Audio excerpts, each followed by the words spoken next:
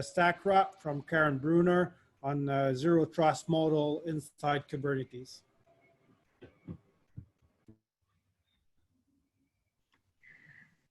Hello, and welcome to Trust No 8.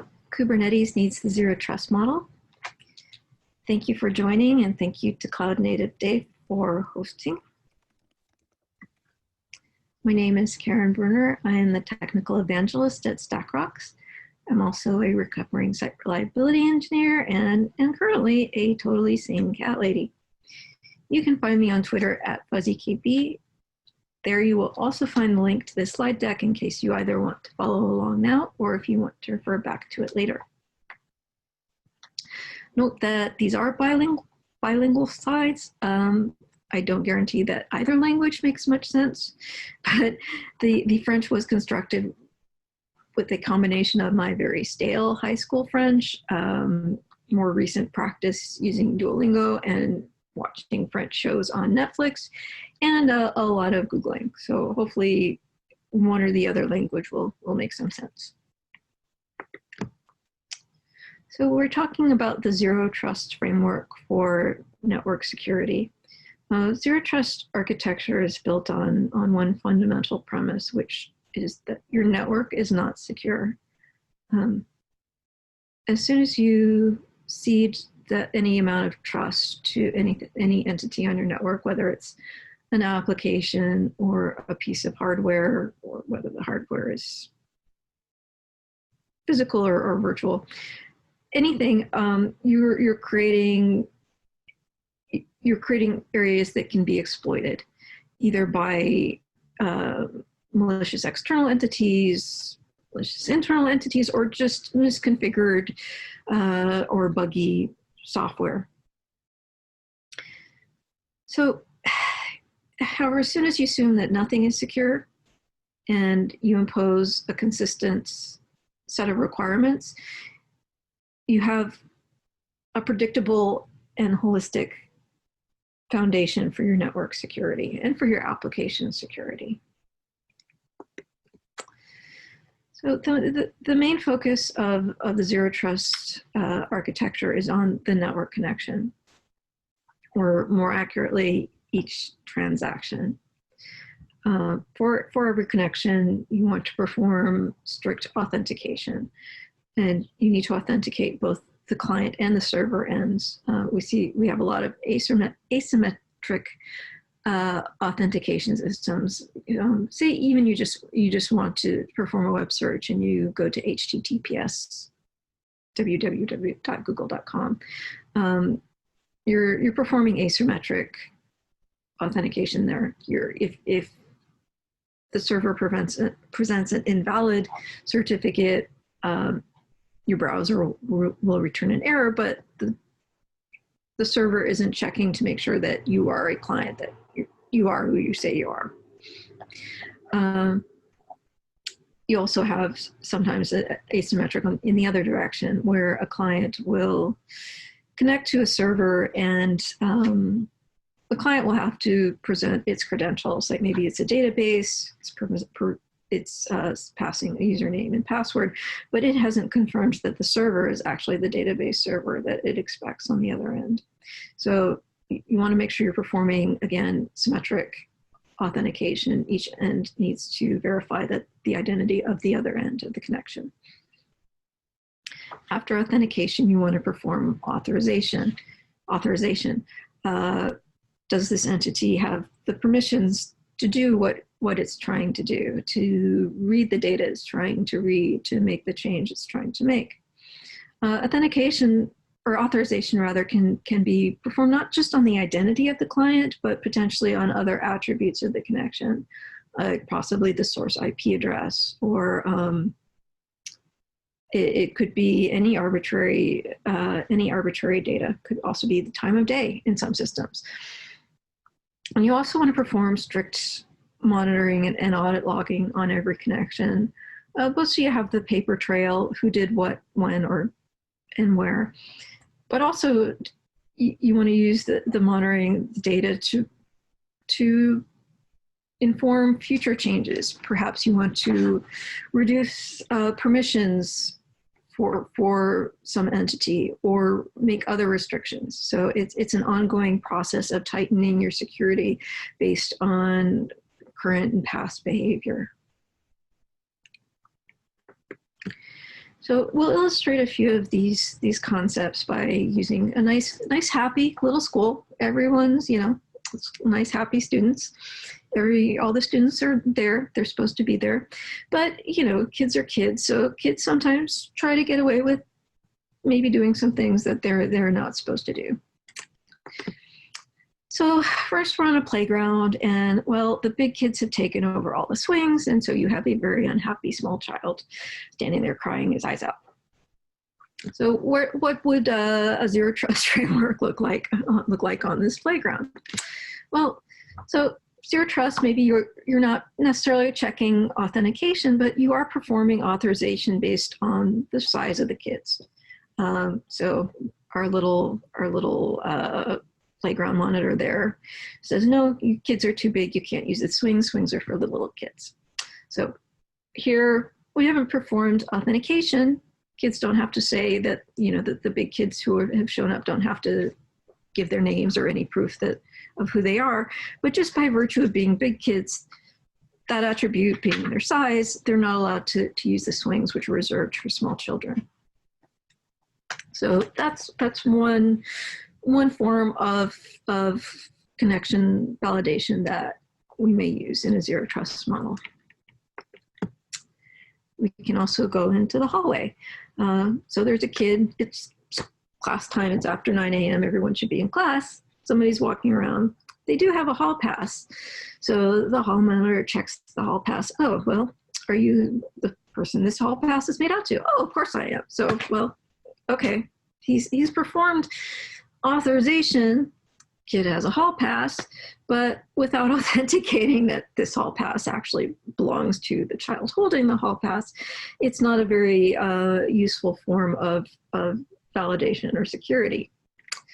However, if now our monitor not only checks the hall pass, but also asks for an ID card to confirm, authenticate, and authorize, well, our little interloper in the hallway is kind of in trouble.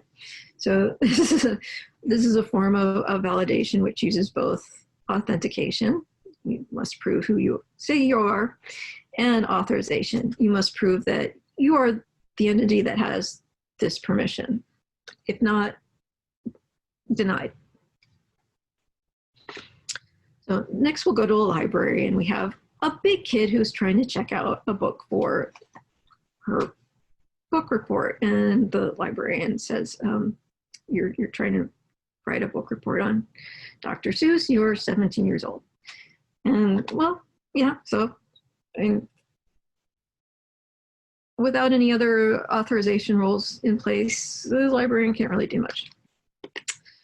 So the next time a kid comes in, tries to pass off another Dr. Seuss book, the librarian is ready. No, your teacher says you can't do any more book reports on Dr. Seuss. So here we have, even if we aren't performing authentication, we are performing authorization based on age, based on feedback from previous book reports, hence the monitoring audit logging loop.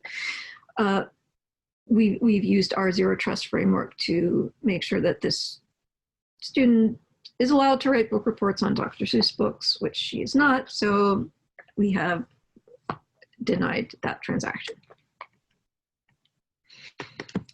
So those are just a few illustrations. Authorization, one of the concepts here is that authorization is not completely tied to authentication. Again, there are other aspects that may be involved. It is most often though. If I have permission, if I go to the library, I have permission to check out maybe 4 books at a time, or I can check out this kind of book, or I can, and that's based on me. Whereas there's a different kind of authorization in the library. I'm allowed to go to the library anytime it's open, but it's time-based. I'm not allowed to go when it's closed. So that has absolutely no my identity has absolutely no impact on that. It's just closed when it's closed. It's closed for everybody. So authorization can take a lot of forms, and the strongest zero trust authorizations will rely not only on identity, but also potentially on other attributes, which are more situational or not otherwise tied to identity and to authentication. So why would you want to do you implement a zero trust model, especially in a Kubernetes cluster? Well, there are a couple of reasons. One of the biggest is that the Kubernetes clusters are multi-tenant. You have potentially a number of microservices, a number of applications. Potentially they're owned and managed by a number of different teams, and they're all occupying the same piece of infrastructure.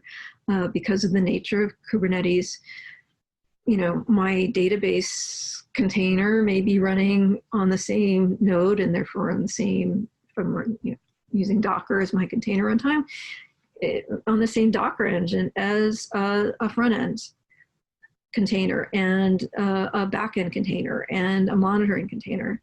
So Kubernetes, you know, it does have some native controls for security, for making sure that ensuring container workload security, network security, but they do have to be used. Your cluster administrator must put them in place and configure them and use them. But even with all of those controls tightened down, there is always inherent risk in any kind of multi-tenant environment. And that's absolutely true in a Kubernetes cluster. So you want to make sure, especially again with microservices, once one microservice in your cluster is somehow compromised, or if it's behaving badly, it's misconfigured, the potential blast radius is very large. So one way to limit the blast radius is by limiting the amount of trust inherent in each network connection. So even if, say, you are using network policies in your cluster to make sure to limit the traffic between different workloads, and even if they're configured properly, well, there's still risk, even between trusted endpoints. And it's always, and even if you do use network policies and you configure them, there's always the potential for accidental misconfiguration. It's always better to have multiple locks on the door if what's behind the door is very important to you. So using a zero trust model, requiring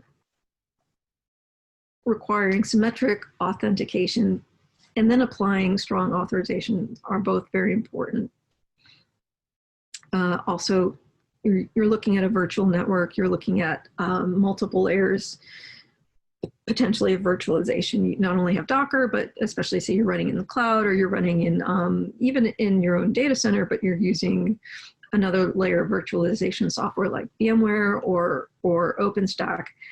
These all introduce potential levels of risk. So if you're in your Kubernetes cluster, you want to use the strongest security model you can, and zero trust is a very good model within Kubernetes. It's very complementary. It works well with the assumption that you have a lot of different microservices. They're speaking all kinds of different application protocols. Potentially, you'll have HTTP, various flavors. You'll have database protocols. You'll have other connection-based protocols. So applying a standard framework instead of relying on each of these applications to enforce and implement their own security makes it much easier to configure and makes it much easier to monitor security. So how do you do that though? How do you well, all these applications you're not going to modify them. You don't even necessarily own them all. Some of them is third party. How do you make them all use a consistent security model?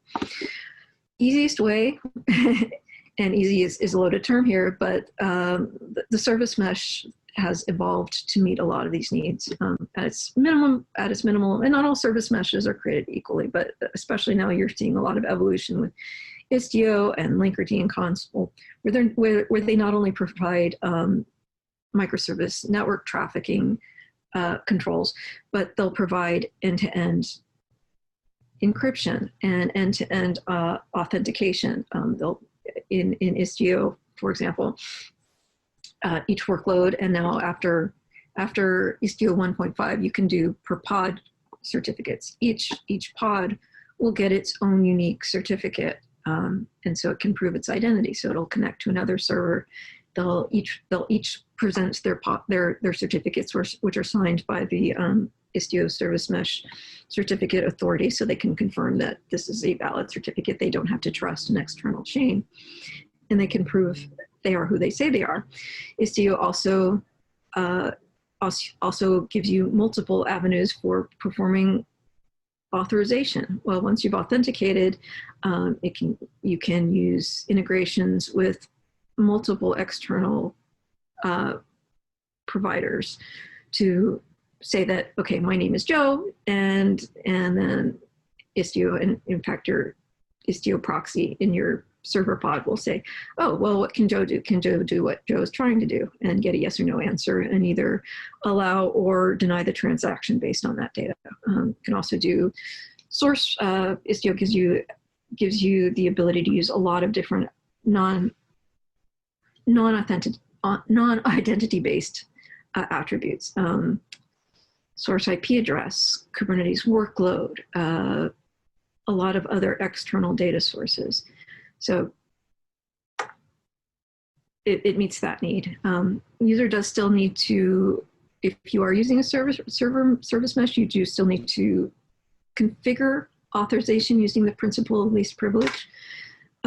Make sure that you are only granting the permissions that a workload that a client needs in order to perform their duties.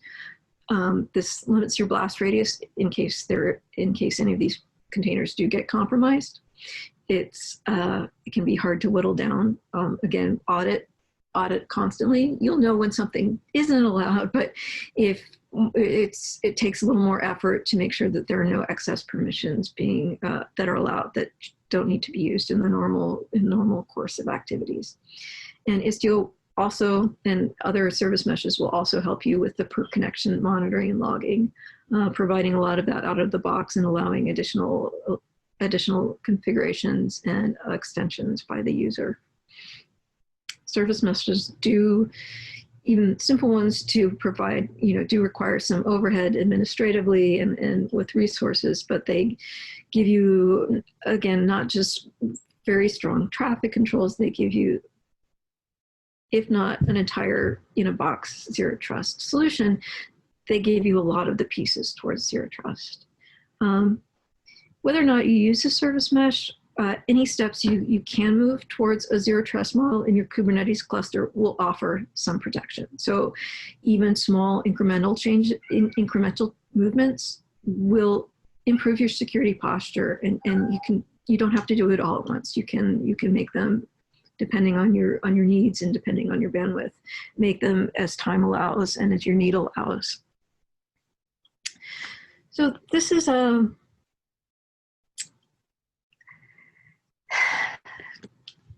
so hopefully now you have a better idea of where Zero Trust fits into both your entire overall security model, but especially for your Kubernetes clusters. I'll be around later. You can ask me questions. Our website, and I missed the S, that should be HTTPS, please forgive me.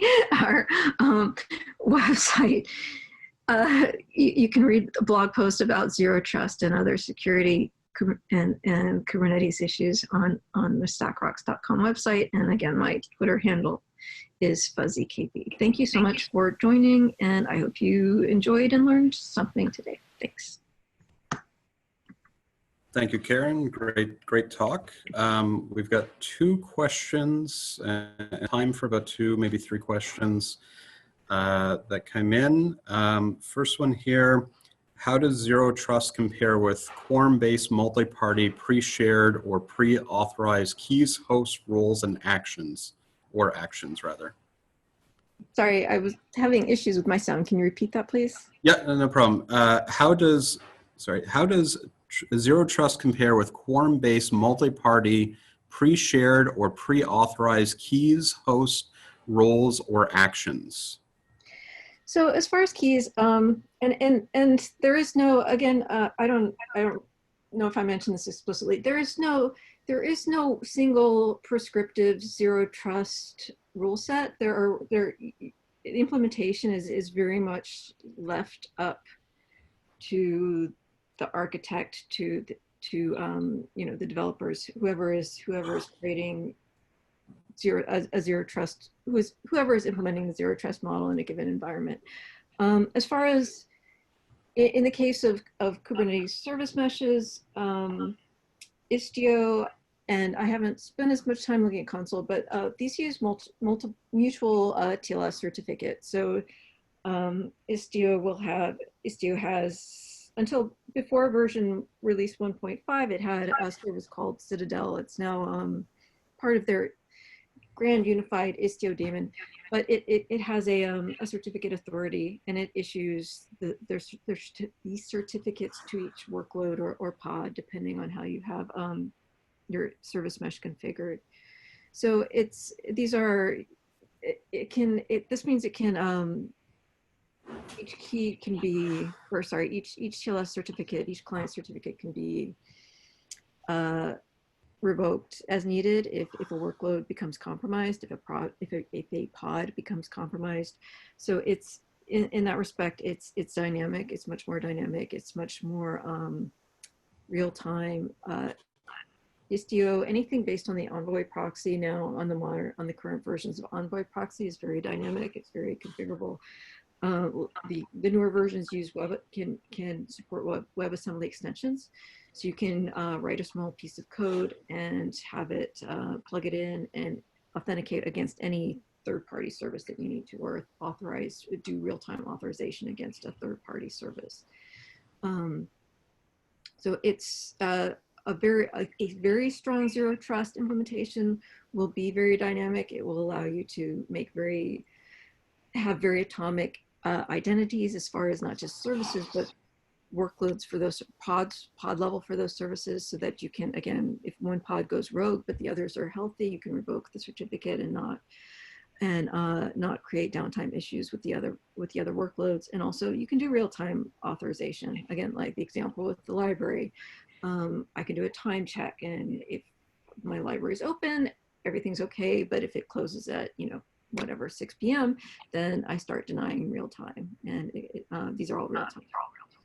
So again, it's your implementation, and as far as you want to go with the implementation, it's up to you. Zero trust, there is no one way to do to create and implement a zero trust architecture. Okay, and we got time for one more very quick one here. How do I handle legacy applications where minimum privileges are not known? Is there any tooling that can help me discover restrictions to apply?